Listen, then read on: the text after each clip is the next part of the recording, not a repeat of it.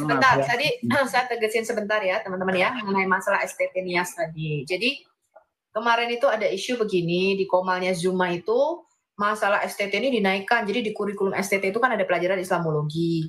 Lalu Zuma itu memprovokasi orang-orang untuk membakar STT Nias dan juga untuk membakar semua STT yang mengajarkan Islamologi. Padahal itu ilmu perbandingan agama dan saya lihat itu nggak ada apa-apanya, cuma bicara keselamatan dalam Islam, perbedaan dengan keselamatan dalam Kristen, materi umum, dan itu semua STT mengajarkan hal itu. Dan Anda perlu ingat ya, karena Zuma ini cuma lulusan satpam ya, nggak sekolah ya. Jadi susah ngasih tahu bahwa STT itu dia punya kurikulum yang sudah distandarkan oleh pemerintah, sudah diakui, dan itu adalah kurikulum resmi. Sebagai memang mereka mempelajari teologi begitu loh, itu ilmu perbandingan agama yang tidak bisa diganggu-gugat dan itu sudah disetujui oleh pemerintah teman-teman. Nah karena satpam ini mereka itu kan nggak sekolah tinggi-tinggi tuh teman-teman ya, mohon maaf nih ya, mereka nggak ngerti hal begini. Betul. Ya, dan dia sudah memprovokasi orang-orang itu untuk membakar, itu sudah termasuk provokasi yang luar biasa itu. Zuma itu sudah kena delik itu ya. Itulah Kak Sophie barusan si Krisli ikut-ikutan. Nggak usah diomongin Krisli, gue nggak kenal Krisli. Ya, udah. Lah itu orang Kristen itu. Enggak, boleh saya jelasin sebentar Bu Sophie. Islam loh Mas Christian, biarkan saja. Bang Christian. Christian sampai yang tadi menerangkan tentang Allah itu tadi, itu lebih bagus. Jadi orang-orang akan paham. Oh ternyata Allah itu di Allah itu ya di Kristen udah ada. Itu justru kita malah memberi pendidikan pada kita. Ya, Krisli itu Islam. Pak, Krisli itu sopo? Enggak usah peduli. Bang Christian, saya jelaskan sedikit. Krisli itu seberang itu, RT 6 itu Bang Christian. Sudah 2 kali saya debat dengan dia tuh. Ya. Jadi gak usah abang hiraukan dia tuh. Memang dia RT 6 kok. Penting Pak, ojo dijadikno beban. Engko malah tekanan batin, darah tinggi, emosi jiwa ya Pak ya. Betul. Aku pikir mau ya sudah ngomong-ngomong sama muslim iki wis emosi jiwaku sudah meningkat dari pagi hari ya. Pelan-pelan Bu Sophie.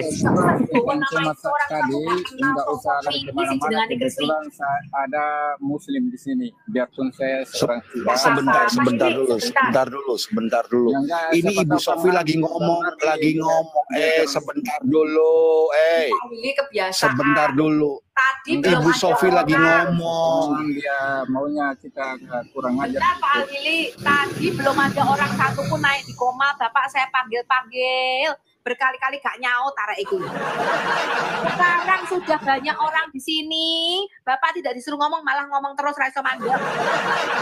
Bapak tuh mau nyapa, tadi saya panggil gak ngomong. Sekarang gak dipanggil malah ngomong terus. Ya karena saya minta izin Pak sama Ibu tadi. Makanya saya diatur manut mbak aku iki aku Hose, aku Tuhan di koma aku iki loh, macam-macam ya. Sekarang diam Bapak, saya atur, jangan bikin saya pusing. Nanti tekanan darah tinggi cepat mati saya, ngerti? Terus menang. Yang apa ini yang kesurupan? Menang saya. Kalau diam dulu. Moderator saya Ibu Winef tuh mau naik sebentar ya, nanti kita kasih tempat. Oke, sama Bentar. Ibu, Pak siapa nih? Pak Kodeks, siapa jenengan nih? Pak Kodeks FH Muslim Kristen, Pak. Saya Kristen dari kecil, Ibu. Kodek WASM, Bu. Shalom. Kodek WASM. Kaya. Ya. Assalamualaikum. Kok lama nggak nongol, Pak? Sampai masih hidup, tak? Masih jalan tegak kaki 2. Haleluya. Kalau ada suara masih hidup ya Kak. Lagi berburu di gua dia. Karena saya dari seminggu ya. Saya kalau live di YouTube seminggu orang langsung memberikan apa judul nih, Sophie atau sudah meninggal wafat. Padahal Kodek aman. Saya itu belum dibayar. Saya itu gini Bu Sophie, saya itu bertahun-tahun hanyut saya karena aliran Sungai Cisadane gitu. Duh. Oke. Jadi Kak Sophie, yang moderator di Ardi di komalnya Kak Sophie itu dihapus saja karena semua sudah diambil kembali oleh si Nathanael sama Chrisley. Itu kan akun yang bukan ke saya. Kemarin kan sempat tegang-tegangan sama Nathanael. Siapa? Nah, akun saya pakai akun Ardika, itu dia yang kasih 4 akun. Nah, setelah saya debat itu karena sudah bikin dia nggak bisa buat apa-apa kemarin, akhirnya akun Ardi diambil kembali. Termasuk akun Ardi yang jadi moderator di Kak Sofi punya Komal itu dihapus saja. Memang orang Kristen kadang-kadang gak dua integritas ya koyo ngono. Nek berantem nek sudah memberi koyok nenekku mesti dijaluk balik. Ngasih pancing, ngasih taplak, ngasih, makanya saya nggak pernah mau belikan apa-apa teman-teman. Soalnya kalau berantem dijaluk balik.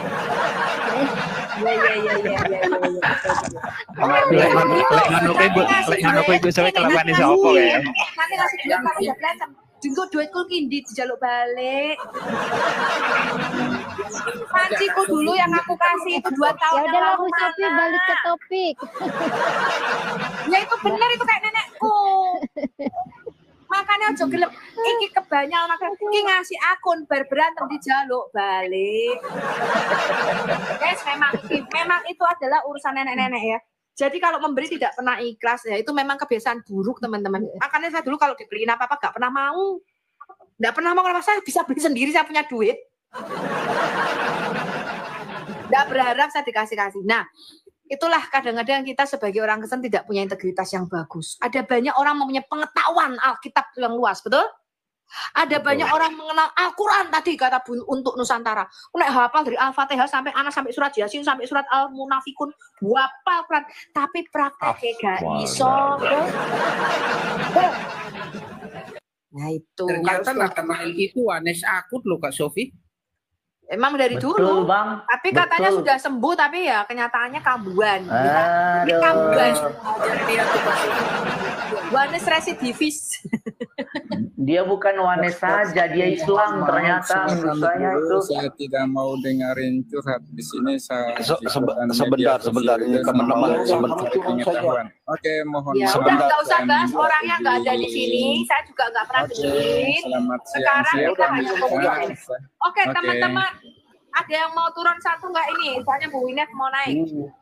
Saya aja Bu Sofi, saya aja. Ini sebentar dulu ini. Ini kalau lagi ngomong tuh satu-satu. Dari moderator Kak. Bentar dulu Ardi, sebentar. Kalau ngomong satu-satu. Yang ini saja. Semua maduku lari. Sebentar. Saya aja Bu Sofi, saya aja yang turun Bu Sofi. Kesaksian tadi mana Bu? Yang kesaksian tadi Ya, mana kita Bu? dengerin dulu ya. Bu Untuk Nusantara ini luar biasa. Tadi saya belum selesai mendengarkan. Jadi Bu Untuk Nusantara ini sampai tahun 2020-an masih Muslim. Sangat aktif sekali di Muslim. Jadi kita dengerin dulu ya teman-teman ya. Lanjutkan Bu. Tadi kenapa Ibu tadi keluar? Mungkin teman-teman yang baru join belum mendengar ininya. Apa namanya pernyataan Ibu? Ya ini tolong teman-teman kalau ngomong nih satu-satu jangan kayak pasar gitu loh, tertib loh. Bang John, siap Komandan, siap.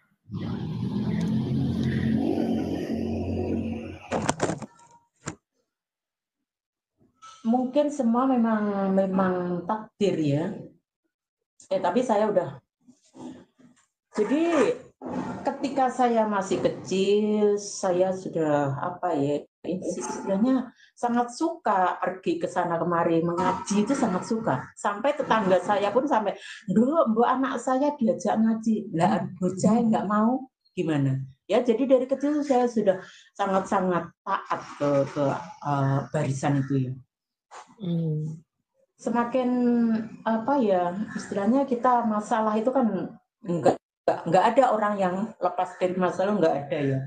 Walaupun berbagai masalah rumah tangga sekalipun itu selalu saya kaitkan dengan agama. Misal, saya harus bersuami. Nanti katanya kalau bersuami itu kalau bersuami terus saya meninggal, suami ridho akan mati saya dapat surga. Segala macam itu udah di otak saya udah sangat kuat gitu ya dulu. Itu berbagai macam masalah ya seperti itu. Terus di sekitar tahun ya mulai ada apa ya istilahnya, mulai terbuka otak saya mulai mau berpikir sendiri, itu ya itu tadi. Tahun berapa itu Bu ya sadar? Ibadah-ibadahnya saya mungkin sekitar tahun 2014-an 2015-an itu. Dan saya tahun 2016 saya baru mendirikan grup WhatsApp membaca 1 hari 1 juz itu tadi. Dari situ makin kental. Dari situ kan banyak. Masih musim tahun 2016. Masih sampai 2019 itu grup saya masih eksis masih ya. Tapi setelah banyak hal ya yang membuat saya kecewa banget itu ada ketika saya kan sangat saya itu sangat Pancasila yang bisa menghargai semua gitu ya. Tapi ketika saya berada di grup 1 hari 1 juz tadi, itu ada teman-teman saya yang saya kira sangat-sangat bisa menghargai yang lain juga, agama yang lain. Ternyata nggak bisa. Ketika saya sodorin sebuah video tentang di situ mengajarkan tentang kebaikan banget ya. Misal agar kita bisa tenang, jangan membenci, jangan mendendam, sukalah bersedekah, sukalah tersenyum. Ada 10 hal. Tapi di situ background-nya itu gambar patung Buddha pada waktu itu. Yang saya pentingkan karena kalau saya merasa memang kalau kita pakai logika itu kita akan segera nemu ya namanya kebenaran itu apa, itu saya kira akan segera nemu. Tapi kalau kita tetap mematikan nalar kita, nah mati, yakin kita dikasih gambar, kasih video yang di sana ada patung, gambar patungnya, patung Buddha kalau nggak salah itu pada waktu itu sudah ketakutan dan membuli saya. Kita udah punya ajaran yang demikian bagus, kenapa hal seperti itu dikasihkan ke kita? Loh, saya sendiri ngomongnya ya ini kan sekedar untuk memberi apa ya, bagus, kata-kata ini loh bagus, agar kita jadi tenang bagaimana, agar kita jadi baik bagaimana, agar kita jadi happy bagaimana. Yang penting kan kata-katanya kita paham. Nah, memang kalau kita kaitkan dengan membaca Al-Quran yang tidak tahu artinya sama sekali tadi, akhirnya orang-orangnya ya seperti itu ya, nggak ngerti apa-apa. Ketika saya di grup Ibu WhatsApp Ibu yang bacaan 1 juz 1 hari itu, apakah orang-orang di situ mereka ketika membaca Quran tahu artinya, Bu? Wah, nggak ngerti sama sekali. Ini saya mulai katakan yang ini. Jadi saya aturannya itu saya kasih aturan karena perempuan nggak boleh pegang Al-Quran ya kalau lagi menstruasi. Wanita otomatis tiap bulan kan menstruasi. Otomatis haram kalau memegang Al-Quran. Orang nggak wudhu aja haram, katanya dosa, ya toh. Wah, betul-betul nggak logis memang.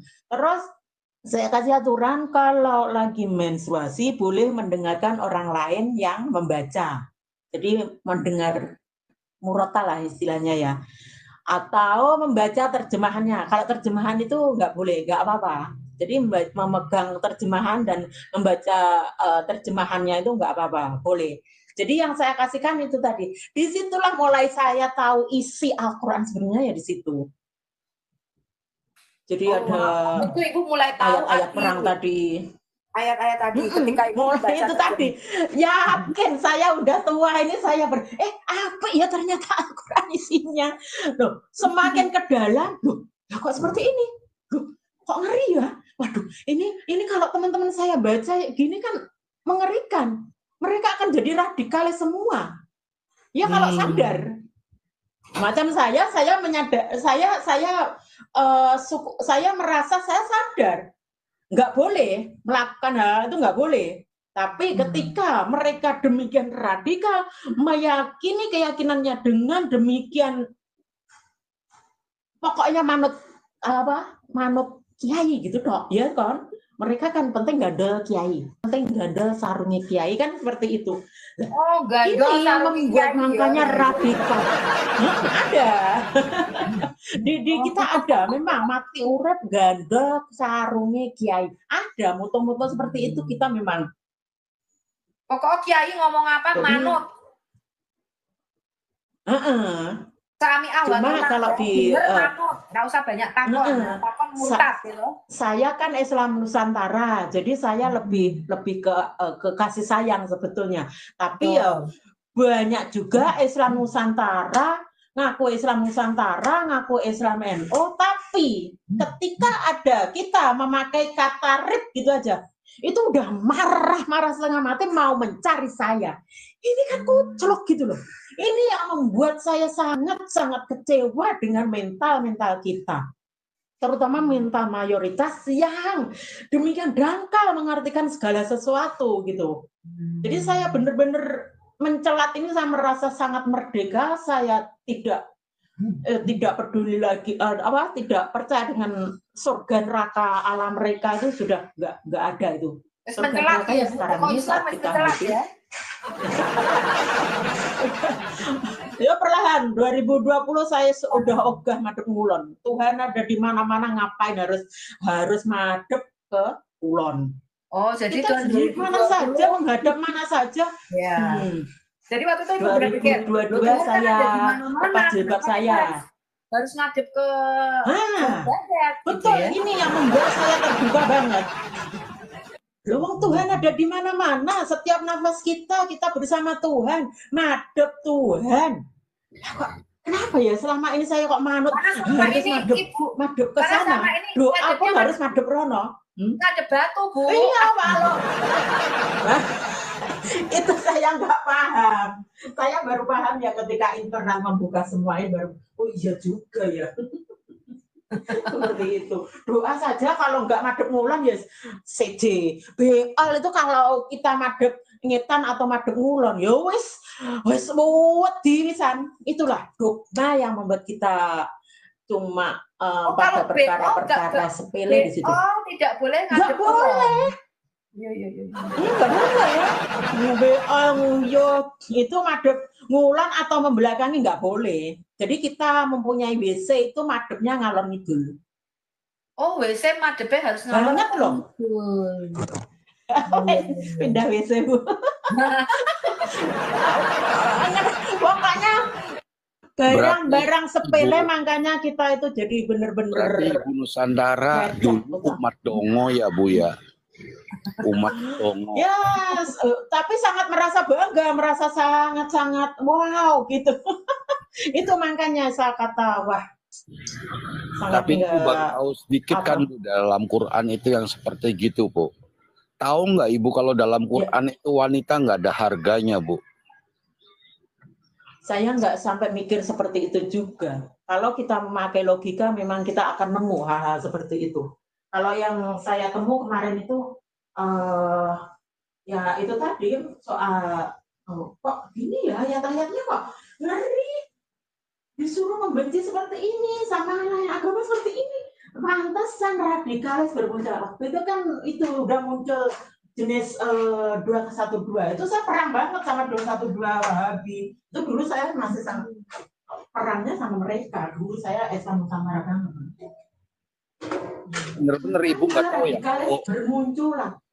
Kalau perempuan di Islam tuh nggak ada harganya sama sekali, Ibu tahu? Pernah mendengar kayak gitu, Bu?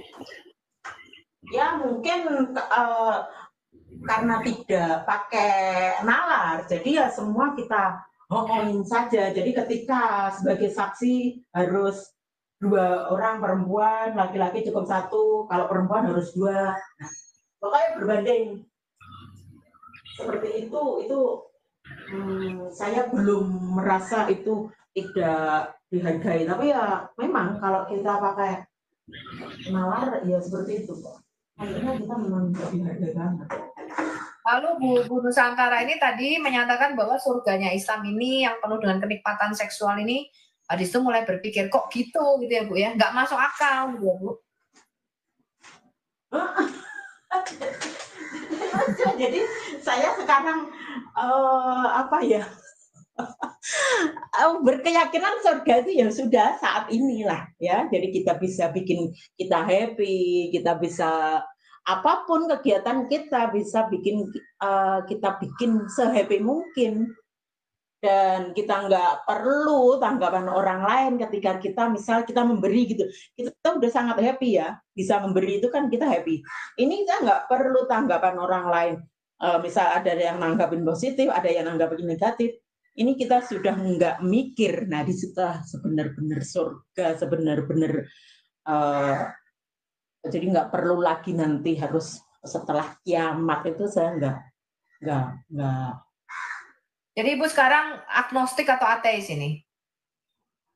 Saya belum tahu. Saya jadi diri saya sendiri saja. Belum tahu. Saya yang penting merdeka. Jadi saya apa ya? Terutama yang saya jadikan tersangka cuma memang gurun ragil gitu aja. Itu membuat Indonesia rusak. Saya katakan mereka adalah gurun ragil. Saya nggak mau menyebutkan agamanya apa gitu, enggak. Gurun ragil. Kan mereka menganggap diri mereka ragil. Justru saya merasa bahwa katanya Isa muncul kembali ya seperti saat ini sekarang semua bersuara bahwa ternyata Isa itu justru malah hidup. Muhammad sendiri itu malah mati. Dan ternyata kita selama ini kan memuja-muja Muhammad banget. Apapun ketika kita sholawat serasa dipeluk Muhammad itu sangat loh saya seperti itu rasanya. Semua kita akan untuk Muhammad. Jalan kita sholawat, pokoknya semua untuk Muhammad. Jadi kalau ada, sekarang saya merasa bahwa ada yang membandingkan, bukan, ketika ada yang mengolok-olok orang Kristen dengan sebutan, kamu orang mati kok disembah. Lah itu sebetulnya membuat saya sangat marah. Kenapa kamu harus mengolok-olok Tuhannya orang lain? Itu ketika saya masih di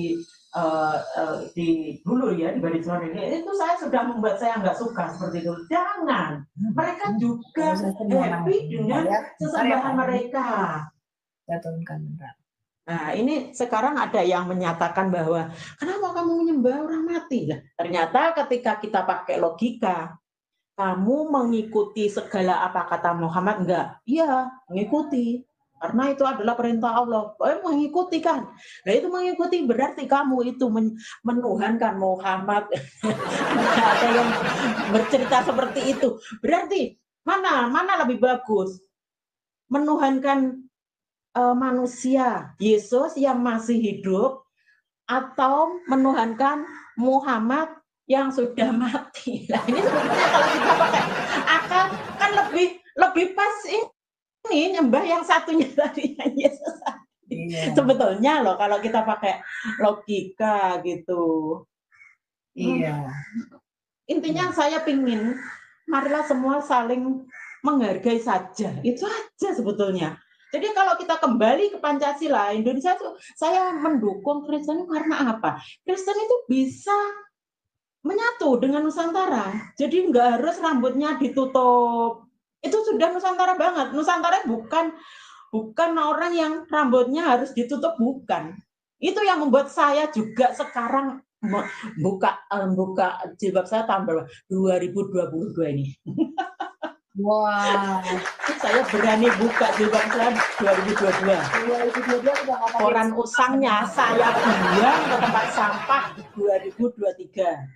Apanya, Bu? Pokoknya saya udah hafal loh. Apa yang dibuang ke tempat sampah? Jilbabnya? Koran. Oh, korannya. Oh, korannya langsung masuk sampah. Bu, nggak ada kepengen mau menelusuri Tuhan yang hidup nggak sih, Bu? Ya, pelan-pelan mungkin nanti ibunya belajar. Mungkin kan ini masa-masa saya ya. Bersama saya sekarang saya merasa bahwa Tuhan bersama saya, udah nyatu dengan saya. Jadi apapun yang saya katakannya adalah udah, sudah. Jadi masih belum percaya Tuhan Yesus, tapi sudah Qurannya udah dibuang ke sampah, teman-teman. Betul-betul apa ya namanya berasa paham gitu ya. Saya selama ini macam ditipu gitu ya. Itulah. Memang sifat ya, semua saya katakan tadi takdir, tapi enggak juga. Tapi ya sifat kita untuk pingin jujur, untuk tidak istilahnya munafik. Nah, itu membuat kita bisa gampang menuju pada kebenaran kalau menurut saya. Ya mungkin kalau kita masih takut, gimana? Ya mungkin ini yang masih belum banyak disadari dalam dialog lintas agama itu sebenarnya membuka banget pandangan kita, ya. Dulu pengetahuan kita juga tidak sejauh ini. Artinya dengan dialog betul. Itu membuka, oh ini ternyata teologi Islam, ya. Ini loh cara pandang Islam tentang kehidupan kekal. Dan sebagai contoh aja ya, kalau kita lihat tadi yang seperti Ibu katakan, misalnya di komalnya Bang Edis, ternyata memang Muslim itu sami'ah wa ta'ah sama Muhammad. Memang mereka tuh mentuhankan Muhammad. Mereka mentaati Muhammad saklek, bahkan mereka tidak bisa membedakan mana perkataan Muhammad dan mana perkataan Allah. Kan itu sebenarnya, betul nggak? Saya juga merasa. Nah, tapi mereka tanpa sadar nggak ngerti semua. Iya, karena kata mentuhankan Tuhan itu di benaknya orang Muslim itu artinya pencipta. Bukan, kata Tuhan itu artinya menjadikan dia itu sebagai yang berotoritas di dalam hidup kita, menjadikan dia itu Tuhan, artinya apapun yang dia katakan kita harus ikuti. Itu artinya Tuhan. Ya, maka saya setuju dengan pernyataan Yesus ya, bahwa dengan menjadikan Yesus sebagai Tuhan, artinya dia mengendalikan seluruh hidup kita, mengontrol seluruh hidup kita. Dia mau kita ke kanan, kita ke kanan.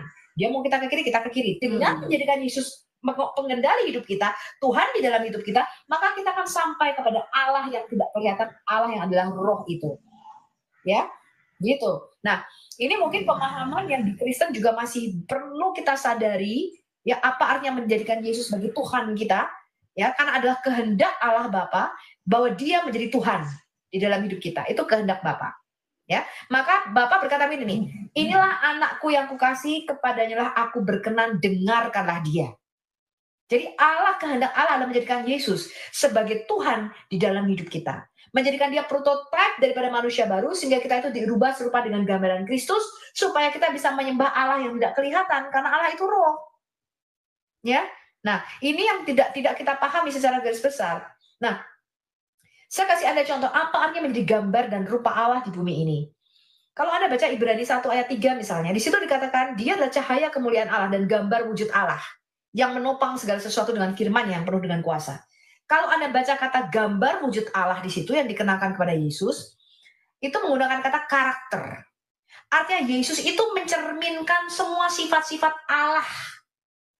Ya, karena Allah yang tidak kelihatan, Allah yang adalah roh, itu kita nggak bisa lihat, teman-teman. Kita nggak bisa langsung berhubungan dengan Allah kita. Maka kalau kita mau berhubungan dengan Allah kita yang roh, Allah yang tidak kelihatan, itu harus melalui gambarnya. Siapa gambar Allah? Yesus. Yesus itu mencerminkan karakter Allah yang sempurna, karakter Allah yang sejati. Nah, kita ini mencerminkan karakter Kristus. Dikatakan kita ini memancarkan kemuliaan Kristus dengan muka yang tidak berselubung. Karena seorang wanita, mempelai wanita, itu memancarkan kemuliaan mempelai laki-laki. Karena gereja kita ini, ibarat mempelai wanita, maka kita ini memancarkan kemuliaan mempelai laki-laki kita, yaitu Kristus. Saya kasih Anda contoh, saya kasih Anda gambaran, apa artinya menjadi gambar dan rupa. Artinya Allah itu bukan Allah, bukan seperti pandangan oneness. Ya, orang Buanes mengatakan, oh Allah itu punya body parts, Allah punya hidung, kita punya hidung, Allah punya mulut, kita punya mulut, Allah punya mata. Bukan itu maksudnya menjadi gambar Allah, teman-teman. Menjadi gambar Allah, artinya karakter Allah, karena Allah itu seorang pribadi di dalam Alkitab kita, digambarkan sebagai pribadi, dia punya kesadaran diri dan intelektualitas, maka semua sifat-sifat ilahi itu ada pada diri manusia. Sampai sini paham ya teman-teman ya? Itu adalah gambar Allah. Sedangkan binatang dan tumbuhan itu dia bukanlah gambar Allah. Sifat Allah itu tidak tercermin di dalam tumbuhan maupun binatang. Sampai sini paham? Saya kasih ada contoh. Ketika dikatakan salah satu sifat Allah adalah kasih, panjang sabar, apalagi murah hati. Kemudian apa? Dia tidak pendusta. Betul nggak teman-teman? Dia tidak menerima suap. Dia tidak memandang bulu. Dia adil. Betul nggak ini? Ini sifat-sifat Allah nggak? Bu. Betul. Tetapi sifat-sifat Allah ini karena dia itu bukan makhluk, dia nggak sama seperti Anda dan saya. Dia itu bukan bersifat fisik secara materi, kita nggak kelihatan. Anda tidak bisa, ya, mana sih Allah yang kasih itu? Kasih Allah. Aku mau ke sana tadi. Segala kebaikan Allah itu hanya Anda bisa lihat melalui Yesus. Sampai sini paham? Karena Yesus itu mencerminkan karakter Allah, gambaran Allah. Bagaimana kita tahu Allah adalah kasih? Dengan cara apa? Melihat pengorbanan Yesus di atas kayu salib. Dengan memandang pengorbanan Yesus di atas kayu salib, kita tahu bahwa Allah sangat mengasihi kita melalui anaknya. Dan misalnya nih, kalau saya misalnya berkata sama Bu Nusantara tadi misalnya, Bu Nusantara ini kan sadar ya bahwa ayat-ayat di dalam Quran itu mengandung kekerasan, membenci, membunuh dan sebagainya. Nah, Allah ketika mau bekerja di dunia fisik kita, di dunia materi kita, itu melalui gambarnya, yaitu Anda dan saya, melalui manusia. Karena dia roh, ya. Jadi dalam Alkitab Allah itu roh, dia nggak kelihatan, teman-teman. Ketika kita berkata, Bu, saya misalnya mau menginjili Bu Nusantara nih, Muslim, misalnya Bu Nusantara masih Muslim. Bu, Tuhan Yesus itu baik loh, dia tuh kasih, dia itu panjang sabar. Tapi Allah kita itu nggak kelihatan karena dia roh, betul teman-teman? Bagaimana caranya supaya Ibu Nusantara ini yang Muslim, misalnya Ibu Nusantara masih Muslim ya, dia melihat Allah. Gimana caranya? Teman-teman saudara Muslim itu melihat Allah di dalam diri kita, betul? Melalui kita sebagai gambarnya.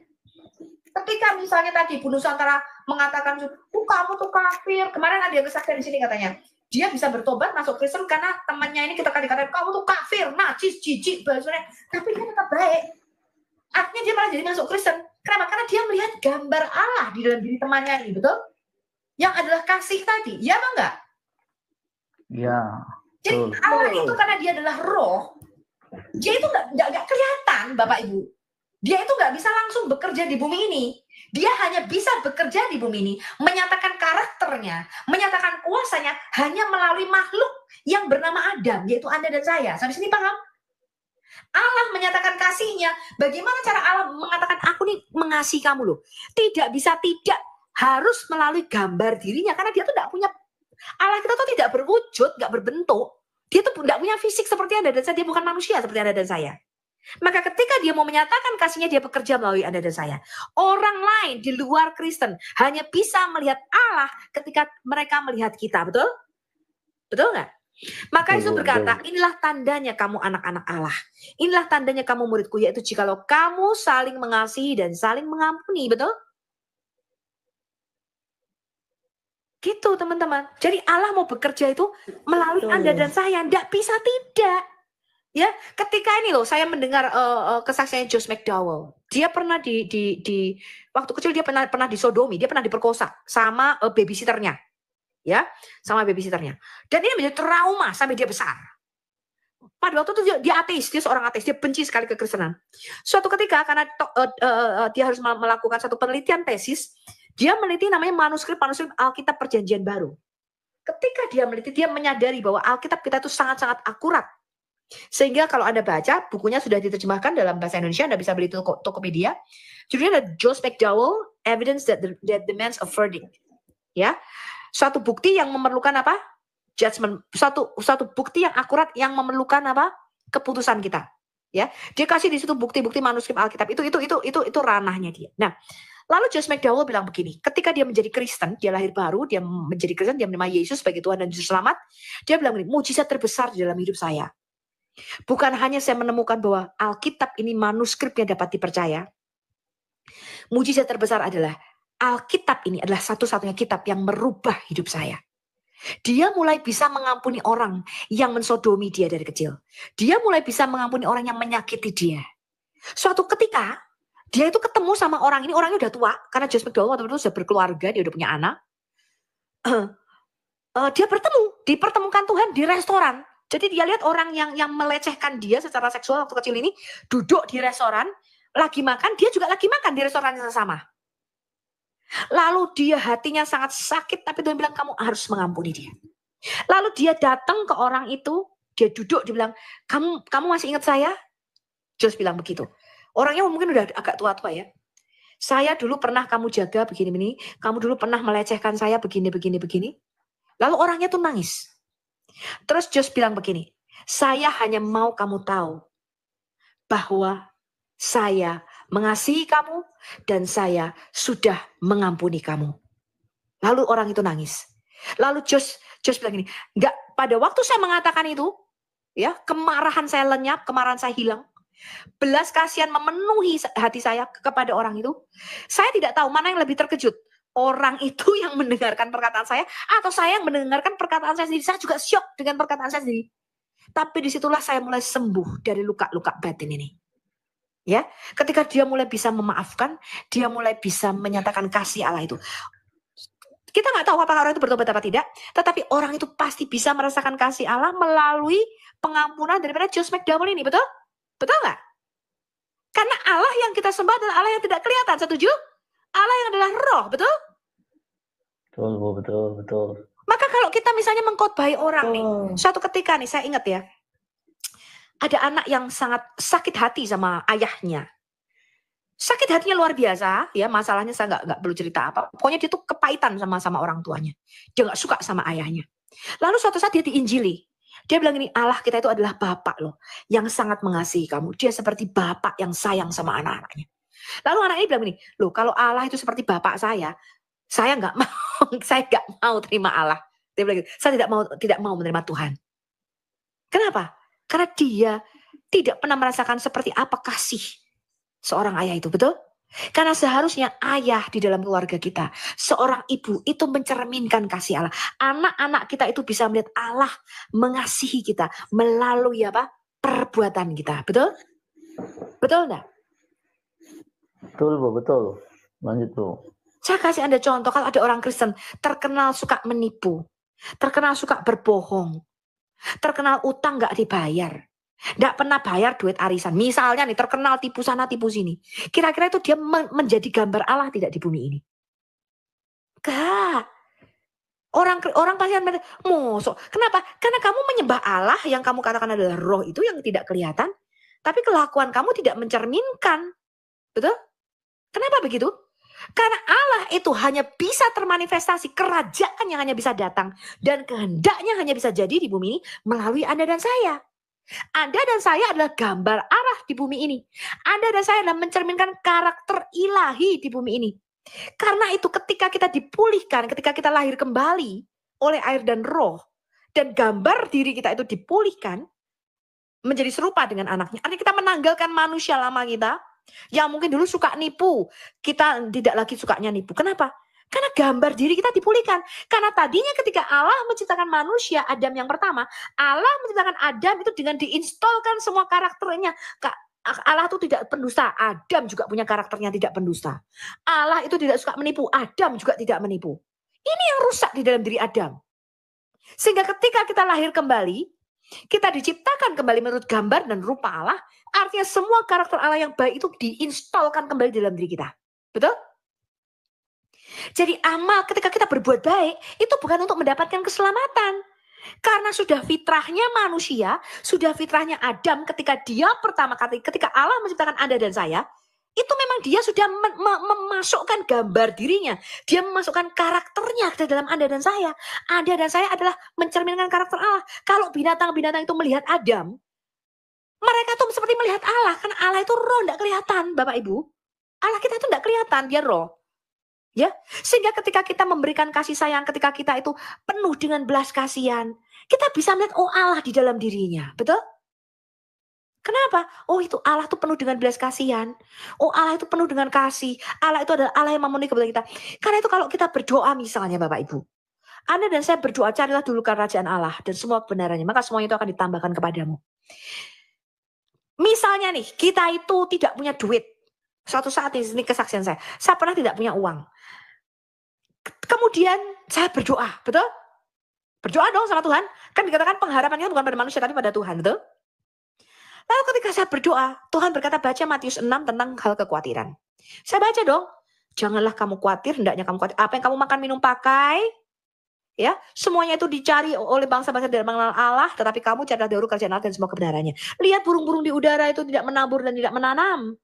Lihat bunga bakung di ladang itu tidak berpakaian seindah Raja Salomo. Betul? Raja Salomo pun tidak berpakaian seindah bunga bakung itu. Tetapi Allah memeliharanya. Maka jangan kamu khawatir, sebab Bapamu yang di surga tahu bahwa kamu memerlukan semuanya itu. Tetapi kamu, katanya, carilah dahulu kerajaan Allah dan semua kebenarannya. Maka itu akan ditambahkan kepadamu. Amin, saya bilang gitu. Aku percaya Tuhan, aku tidak khawatir. Padahal aku gak punya duit waktu itu. Saya gak punya duit, saya gak tahu apa. Nanti makan apa, nanti ke gerejanya bagaimana. Kan gak ada duit, udah gak ada duit. Recehan pun udah gak ada. Tapi saya percaya pada firman Tuhan ini. Ya, tahu gak saudara-saudara apa yang terjadi? Setiap hari, saya sudah pernah cerita pada waktu itu, teman saya itu ke tempat kos saya dan membawa makanan. Dia bilang ini, Sof, kamu udah makan? Belum, saya bilang. Aku tadi beli makan kok, aku ingat kamu ya. Yuk makan bareng yuk. Setiap hari, Bapak Ibu. Sampai itu luar biasa, itu seperti Elia diberi makan oleh burung gagak. Saya kasih tahu Anda, ketika Allah mendengarkan doa saya, betul? Allah menjawab. Tetapi Allah tidak menurunkan makanan dari langit, ya apa enggak Bapak Ibu? Bukan tiba-tiba, oh di depan saya ada beras segepok, ini kayak bim salah bim.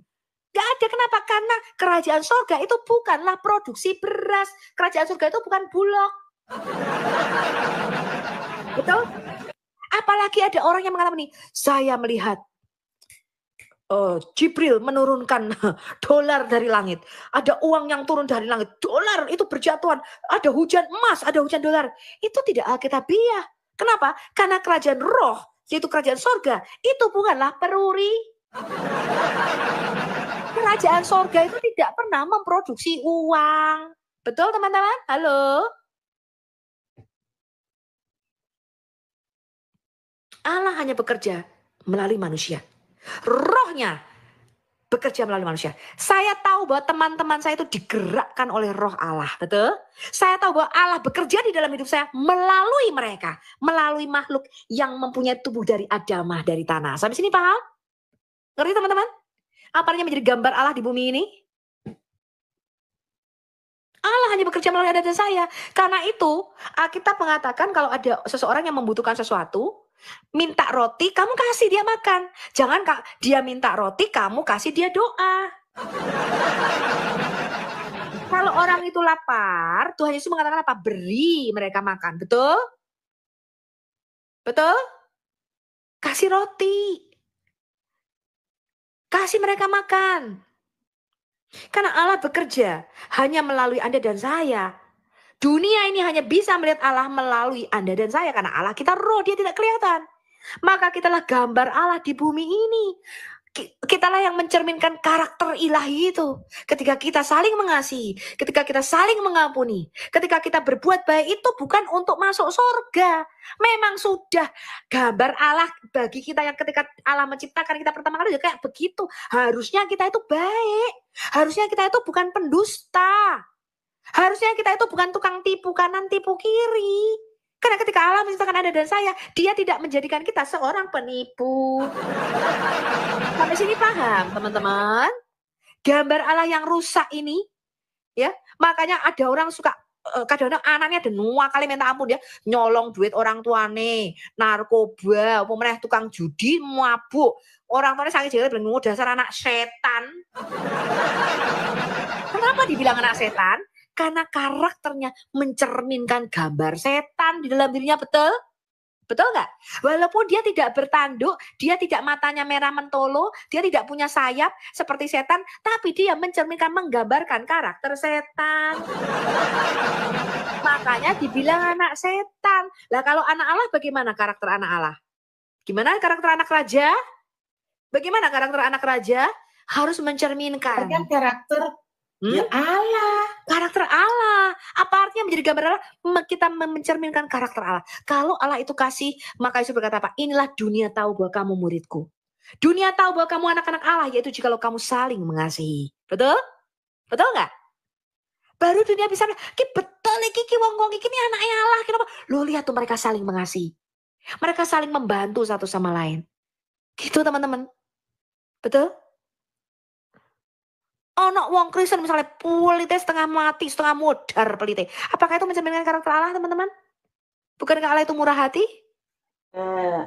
Jadi kalau ada orang pelit, dia tidak menjadi gambar Allah di bumi ini. Dia tidak menjadi saluran berkat di bumi ini.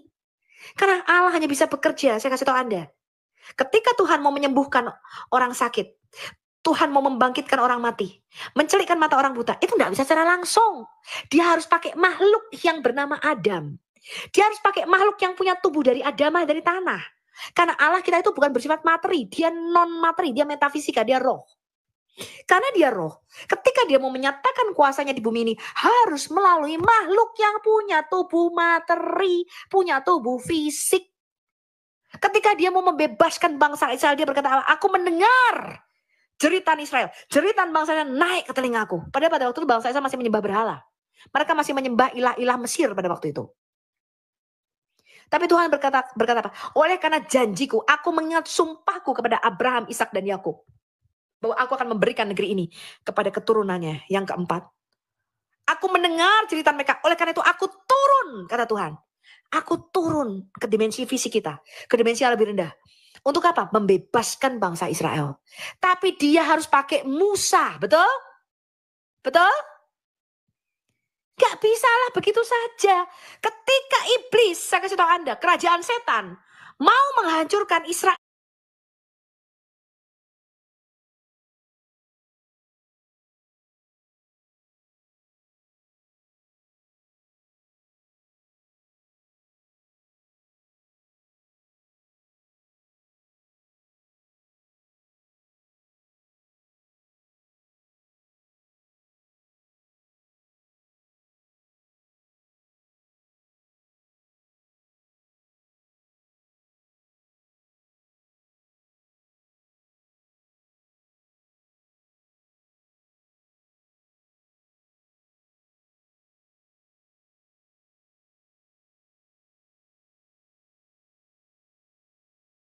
Adalah biji mata Tuhan.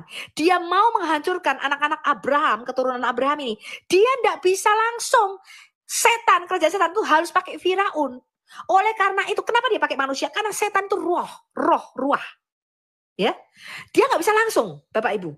Dia harus pakai makhluk yang mempunyai tubuh dari Adamah. Dia menggerakkan Firaun pada waktu itu untuk membunuh, untuk membuat satu keputusan aborsi. Anak-anak Israel yang laki-laki harus dibunuh, yang perempuan masih dibiarkan hidup. Kenapa dia pakai manusia? Karena dia roh. Itu perang antar kerajaan yang tidak kelihatan. Tuhan pun demikian. Ketika Tuhan mau menyelamatkan Israel, dia mengatakan, aku akan menghukum Firaun dan para Allah Mesir. Betul? Betul nggak? Angel. Tuhan pun demikian, Bapak Ibu. Ya, Tuhan itu menghukum bukan hanya Firaun, tetapi para Allah Mesir. Kenapa? Karena di belakang Firaun, di belakang keputusan Firaun untuk membunuh bayi-bayi bangsa Israel pada waktu itu ada suatu roh, ada kerajaan yang tidak kelihatan, yang di dalam Kolose 1 ayat 15 dan 16 dikatakan apa? Kerajaan dimensi roh. Yang menggerakkan mereka membuat satu keputusan, nih anak-anak ini harus dibunuh. Itu adalah kerajaan setan. Maka kerajaan surga ketika mau berotoritas di bumi ini, dia juga pakai manusia, dia pakai Musa pada waktu itu. Dan dia berkata, Musa, kamu akan menjadi seperti Allah bagi Firaun. Sampai sini ngerti? Ngerti teman-teman? Ngerti ya? Bu. Tabu. Gitu. Nah, kalau kita lihat ya Bu Nusantara, memang saya semakin mempelajari ya perkataan Quran ya, di dalam Quran dan juga di dalam teologi Islam. Memang tujuan Allah menciptakan alam semesta dan menciptakan manusia itu sangat bertolak belakang dengan tujuan Tuhan di dalam Alkitab dalam menciptakan alam semesta kita dan dalam menciptakan Adam. Saya kasih Anda contoh. Coba Anda boleh tes ini. Anda boleh tes. Semua pernyataan saya itu Anda boleh tes. Anda tanya ke Zuma, Anda tanya ke semua teolog-teolog muslim, Anda tanya ke ustadz-ustadzmu. Apa sih tujuan Allah menciptakan dimensi ruang dan waktu kita? Alam semesta kita ini. Dimensi ketiga ini. Coba apa jawaban mereka? Kalau di Alkitab ada. Saya malah punya sendiri kok. Saya malah punya prasangka sendiri kepada mereka. Jadi agama yang ragil itu ya. Cuma untuk semacam partai mencari pengikut sebanyak-banyaknya. Jadi semua disuruh punya anak yang banyak, itu termasuk salah satunya. A sampai Z itu semuanya hanya untuk cari pengikut sebanyak-banyak saja, kalau menurut saya. Untuk berkembang biak.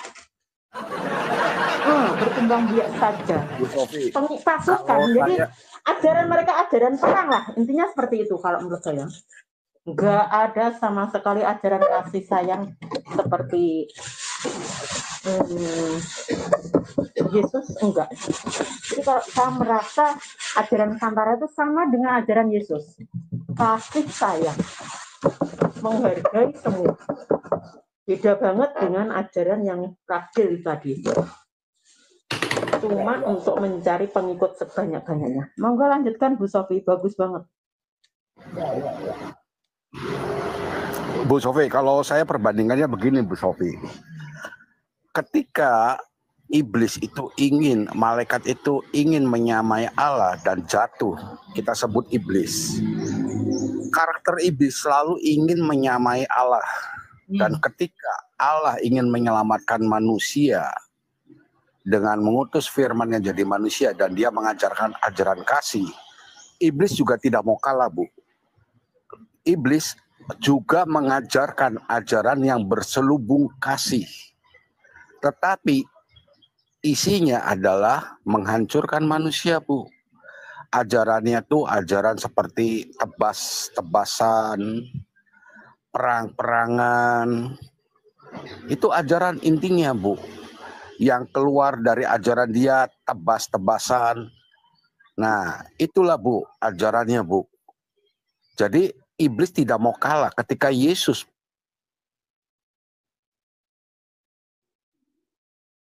kasih. Tetapi intinya dasarnya tidak seperti itu. Ingin selalu menyamai Allah gitu loh, Bu. Lanjut Bu Sofi. Iya, jadi di dalam pandangan Islam, mereka tidak akan pernah tahu apa tujuannya menciptakan dimensi ruang dan waktu kita. Tapi di dalam Alkitab kita menemukan jawabannya. Bahwa Allah itu, dikatakan dia itu memperluas kerajaannya ke bumi ini. Ketika Allah menciptakan alam semesta kita, dimensi ruang dan waktu kita, Allah itu menciptakan rumah bagi manusia. Itu di dalam pandangan orang Yahudi. Allah itu menciptakan satu home bagi manusia. Ketika Musa diminta untuk membangun tabernakel, miskan itu, maka manusia itu membuat rumah bagi Allah. Supaya Allah itu bisa berdiam di dalam dimensi kita. Maka Allah berkata apa? Buatlah tabernakel itu supaya aku berdiam di tengah-tengah Israel, supaya mereka menjadi umatku dan aku menjadi Allahnya. Ini harus paham kita. Karena itu penciptaan di dalam Kejadian 1 itu dalam 7 hari. Karena itu bicara seperti seorang yang membangun sebuah rumah. Itu bicara bait suci Allah di kosmik kita. Jadi penciptaan alam semesta ini itu bicara cosmic temple di dalam pandangan orang Yahudi. Bicara ada bait sucinya di dalam dimensi materi kita. Gitu maksudnya, ya.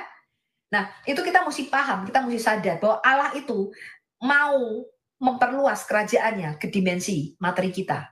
Dan dia membuat rumahnya di bumi ini, dia membuat bait sucinya di bumi ini, dan kalau dia turun ke dalam dimensi ruang dan waktu kita, dia turunnya nggak di sembarang tempat, dia punya tempat tersendiri, namanya taman di sebelah timur di Eden, atau Gan Eden.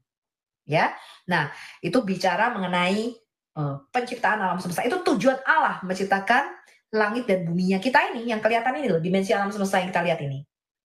Tapi ada dimensi lain di luar dimensi alam semesta kita, namanya dimensi roh, teman-teman. Dimensi roh ini dimensi kelima ke atas, karena dimensi keempat ini bicara waktu. Waktu itu di dalam alam semesta kita itu disebut dimensi keempat. The fourth dimension itu namanya waktu. Ya, jadi ada panjang, ada lebar, ada tinggi, itu 3 dimensi. Dan dimensi keempat namanya dimensi waktu.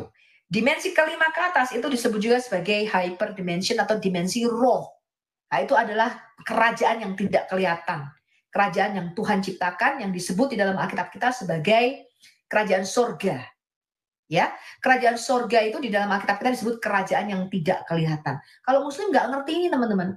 Bahkan mereka tidak tahu apa artinya Allah itu roh. Tadi seperti Bu Nusantara mengatakan, kenapa kalau aku sholat kok harus ngadepnya ke mana, harus ngadep apa? Kulon ya. Harus ngadep ke barat, betul? Kiblat, kulon. Saya arani kulon sekarang. Iya. Padahal Allah itu adalah roh. Artinya dia omnipresent. Ya, kenapa harus menghadap ke satu kiblat? Kalau mereka bilang biar seragam katanya gitu.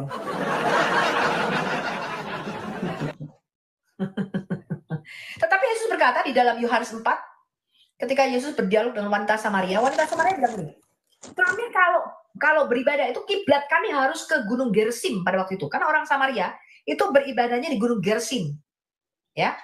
Tetapi kamu orang Yahudi bilang kiblatmu itu ke Yerusalem. Lalu Yesus berkata apa? Oh, sudah tiba saatnya. Allah itu roh. Apa roh? Dia tuh memenuhi alam semesta ini loh. Karena itu ketika kamu berdoa, kata Yesus, kamu tidak lagi akan mengatakan, oh aku harus berkiblatnya ke Gunung Gersim, aku harus berkiblatnya ke Yerusalem. Tetapi di mana kamu 2-3 orang berkumpul, Allah ada di tengah-tengah kamu, karena Allah adalah roh. Dan barang siapa menyembahnya dalam roh dan kebenaran. Kamu tidak perlu lagi ketika kamu mau berdialog dengan Tuhan, ketika kamu berkomunikasi dengan pencipta kita nggak perlu lagi nengok, ini Allah ada di mana ya?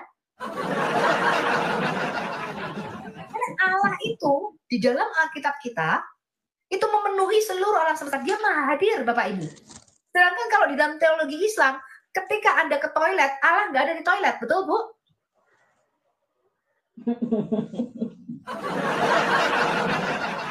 Bahkan di toilet itu dikatakan rumahnya jin. Toilet takut itu nyebut Allah gitu. Ya, ketika saya tanya, oh iya Allah berserta kita. Tapi ketika saya tanya, ketika kamu masuk toilet, Allah ada nggak di toilet? Nggak ada katanya kan? Ya. Nah, itu adalah sesuatu bertentangan, karena di dalam Mazmur 31:39, Mazmur Daud mengatakan berdoa kepada Allah yang Maha Tahu, artinya apa? Kita nggak bisa lari dari roh Allah. Betul? Karena Allah itu memenuhi alam semesta. Bahkan Allah mengenal isi hati kita, betul? Allah mengenal, Allah tahu isi hatimu. Allah dikatakan Allah tahu isi hatimu yang paling dalam. Dia tahu, dia mengetahui kita. Sebelum kita berkata-kata dikatakan Allah sudah tahu. Allah mengenal kita lebih baik daripada kita mengenal diri kita sendiri. Gitu ya, teman-teman. Kenapa? Karena gambar Allah itu ada di dalam Anda dan saya. Gitu. Sehingga kita nggak bisa lari dari Tuhan. Tuhan itu bukan di surga, bukan di bumi, bukan di ini. Itu hanya bicara bahwa Allah, ketika Allah kita mengatakan Allah kita di surga, itu bicara bahwa dia itu tidak berasal dari dimensi ruang dan waktu kita. Dia bukan manusia seperti Anda dan saya, Bapak Ibu. Gitu loh. Ya. Nah, ini pemahaman ini harus terus-menerus kita dengungkan supaya Anda bisa paham. Ini loh iman Kristen. Ya. Tadi ketika saya berdialog dengan Madia itu mengutip Yohanes 12 ayat 3. Inilah hidup yang kekal, itu mereka mengenal Engkau satu-satunya Allah yang benar, kata gitu. Dan malah Yesus Kristus Sang Paulus. Lalu ketika saya jelaskan Engkau itu merujuk kepada Bapa, dia tuh malah balik begini, Pak John. Oh, berarti di situ ada 3, ada Bapa, ada Allah, dan ada Anak Allah. Katanya begitu.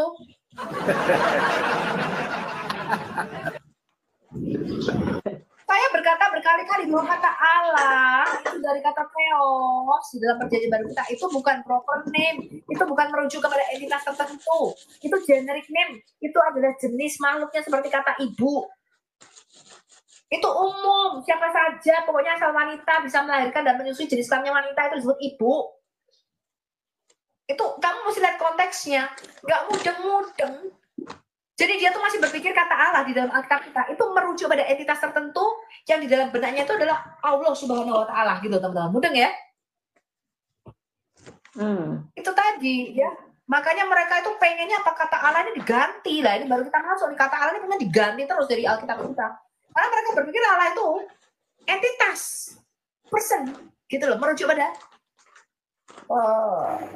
penciptanya mereka ini, sesembahannya mereka ini gitu. Padahal di Alkitab tidak mengatakan demikian. Allah itu bukan nama. Bukan nama, Bu, bukan. Sudah itu jelas. bukan proper name. Tahu, ya.